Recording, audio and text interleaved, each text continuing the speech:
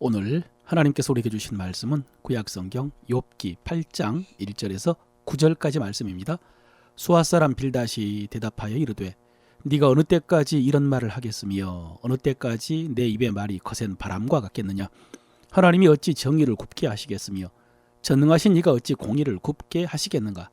내 자녀들이 주께 죄를 지었으므로 주께서 그들을 그 죄에 버려두셨나니 내가 만일 하나님을 찾으며 전능하신 이에게 간구하고 또 청결하고 정직하면 반드시 너를 돌보시고 내 의로운 처소를 평안하게 하실 것이라. 내 시작은 미약하였으나 내 나중은 심히 창대하리라. 청하건대 너는 옛 시대 사람에게 물으며 조상들이 터득한 일을 배울지어다. 우리는 어제부터 있었을 뿐이라 우리가 아는 것이 없으며 세상에 있는 날이 그림자와 같으니라. 그들이 너에게 가르쳐 이르지 아니하겠느냐. 그 마음에서 나오는 말을 하지 아니하겠느냐. 아멘. 하나님께서는 오늘도 말씀으로 우리를 인도하십니다. 진리의 성령께서 그 하나님의 말씀 선명하게 들려주시기를 바랍니다. 오늘 욥기 8장 말씀은 욥의 항변에 대한 수아사람 빌닷의 첫 번째 충고입니다. 엘리바스가 욥에게 원망을 그치고 회개하며 하나님께 구하라 라고 충고를 했지만은 욥은 자기의 고통을 토로할 뿐 자기는 하나님 앞에서 의롭게 살았다라고 주장을 했습니다. 그러면서 오히려 친구들에게 실망했다고 말하고 하나님에게는 저에게 왜 이러시냐고 탄식을 했습니다. 이런 욥에 대해 빌닷의 충고는 이런 내용입니다. 하나님은 절대적으로 정의로우신 분이다.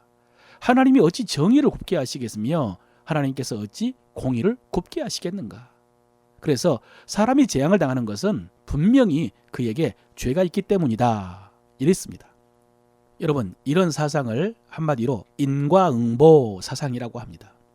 선을 행하면 선의 결과가, 악을 행하면 악의 결과가 반드시 따른다는 말입니다.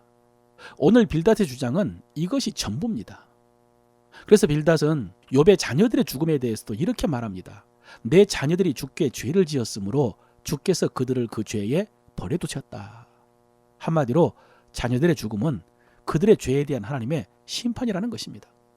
그렇기 때문에 욥이 지금 이 큰 재앙 가운데서도 아직 살아있는 이유는 하나님이 회개할 기회를 주셨다는 것입니다. 그래서 욥에게 회개를 촉구하는 것이 빌닷의 주장입니다. 욥이 회개하면 하나님께서 다 회복시켜 주실 것이라고 했습니다. 그러면서 빌닷은 옛 성현들의 가르침을 이야기합니다. 우리가 사는 날이 많지 않기 때문에 인생의 이치를 파악하기 어렵다는 것입니다. 그래서 옛 성현들, 조상들, 지혜자들의 가르침을 들을 필요가 있다는 것입니다. 그 가르침이 무엇이겠습니까? 인과응보입니다. 그래서 권선징악하는 것입니다. 그런데 여러분, 이것은 마치 하나님의 절대적인 공의를 신뢰하는 것 같지만은 사실은 하나님을 제한하는 사상입니다. 하나님의 인격성과 하나님의 섭리를 부정하고 인간적인 도덕과 상식의 틀 안에서 이해하려는 그런 사상입니다. 좀 멀리 갔다는 느낌이 들지만 여러분, 이런 빌닷의 주장대로 하면은 예수 그리스도의 십자가는 어떻게 이해할 수 있습니까? 예수님이 십자가에 고통당하는 것이 죄의 결과입니까? 방금 제가 십자가 이야기를 하면서 너무 멀리 왔다라고 말씀을 드렸습니다만은 사실 욥기의 신학적인 의미 가운데 가장 중요한 것이 구속사적인 의미입니다. 우리가 신약의 복음서를 통해서 경험하는 주님의 십자가는 사실 너무 단순합니다. 십자가에 달리시기까지 하루밖에 걸리지 않았습니다.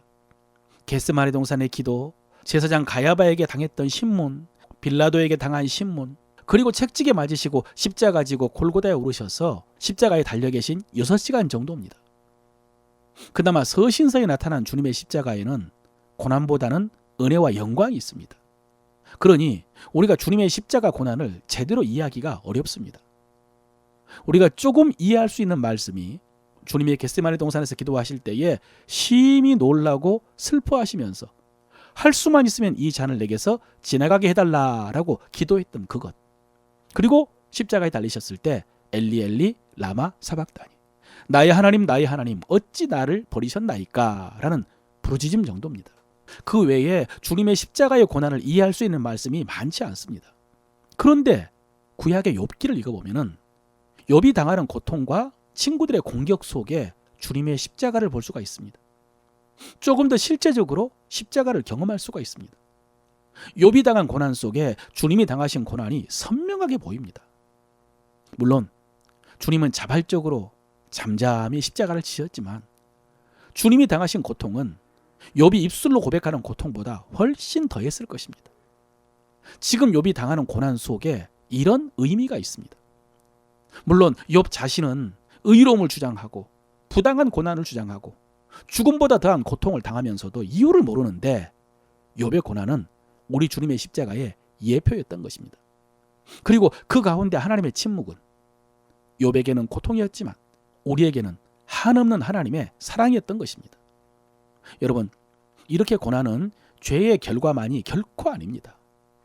성경에 기록된 하나님의 최고의 섭리와 역사는 죄인의 심판이 아니라 의인의 심판입니다.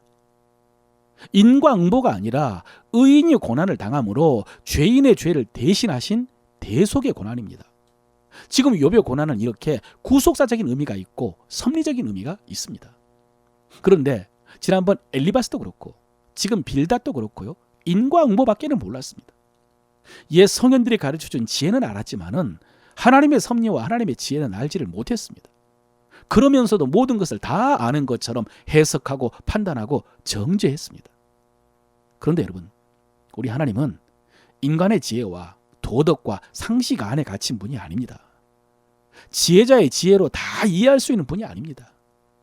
우리 하나님은 고난을 통해서 우리가 생각하는 것보다 훨씬 더 많은 일을 하실 수 있습니다. 그런데도 우리는 스스로 고난당할 때, 또 누군가 고난당하는 것을 보고서는 빌닷과 같은 사상에 사로잡혀 판단할 수가 있습니다. 그러다가 낙심과 교만과 정죄에 빠지는 것이죠. 사랑하는 성도 여러분, 기억하십시오. 하나님께서는 고난을 통해서 우리가 생각하는 것보다 훨씬 더 많은 일을 하실 수 있습니다. 그래서 정상선 목사님은 항상 이렇게 말했습니다. 이해할 수 없는 것은 하나님의 사랑이라고. 이해할 수 없는 것은 하나님의 사랑이라고. 마침 오늘이 우리 자녀들이 수능을 치르는 날인데 예전에 말씀드린 그 킬러 문항이 오늘 수능에 출제되었는지 모르겠습니다. 그러나 우리 삶의 시험에서 킬러 문항은 계속됩니다. 뭐가 킬러 문항입니까? 이해할 수 없는 일, 이해할 수 없는 고난. 그것이 우리 삶의 시험에서 킬러 문항입니다. 사람들은 그 답을 인과응보라고 쓰지만은 우리는 하나님의 사랑이라고 씁니다. 그렇습니다, 여러분. 이해할 수 없는 일은 하나님의 사랑이요, 하나님의 지혜요, 하나님의 능력입니다. 마지막으로 오늘 빌닷의 말 가운데 유명한 말이 있습니다. 8장 7절인데요. 내 시작은 미약하였으나 내 나중은 심히 장대하리라. 성도들이 개업할 때 선물하는 액자에 많이 쓰는 성구입니다. 너무나 적절하고 좋은 말씀인데 알고 보니 이 말씀이 빌닷의 말이었습니다. 욥에게 하나님께서 죄인을 반드시 심판하시지만, 그래서 지금 네가 쫄딱 망했지만은 만약에 지금이라도 하나님을 찾고 하나님께 기도하고 회개하고 깨끗하게 하면은 너의 시작은 미약하겠지만은 네 나중은 심히 창대할 것이다 라고 말했던 것입니다. 여러분, 이런 말씀의 배경을 알고 나면은 이 말씀이 좀 찝찝하고 애매합니다. 더구나 마지막에 하나님께서 욥의 친구들의 말이 옳지 않았다라고 책망하셨기 때문에 이 말을 하나님의 말씀이라고 할 수 없다라고 주장하는 분들도 있습니다. 그리고는 이 말씀 사용하는 것을 판단을 합니다. 말씀의 배경도 모르고 막무가내로 사용하고 적용한다고. 그런데 여러분, 그것이 오히려 하나님을 제한하는 것입니다. 빌닷이 이 말씀을 통해서 욥을 정죄하고 욥의 회개를 촉구하는 것은 잘못이었지만은 하나님을 찾고 간구하고 정결하게 하고 회개하라라고 하는 것은 그건 너무나 분명한 하나님의 뜻이고요. 또 하나님은 얼마든지 시작이 미약한 자를 심히 창대하게 하실 수 있습니다. 우리 하나님은 그런 능력이 있고 그런 지혜가 있으십니다. 그러므로 여러분, 이 말씀을 묵상하면서 겸손하게 자신을 돌아보고, 그리고 담대하고 견고하게 이 말씀을 붙들고 기도도 하고 선포도 함으로 말씀처럼 심히 창대케 되시기를 주의 이름으로 축원합니다.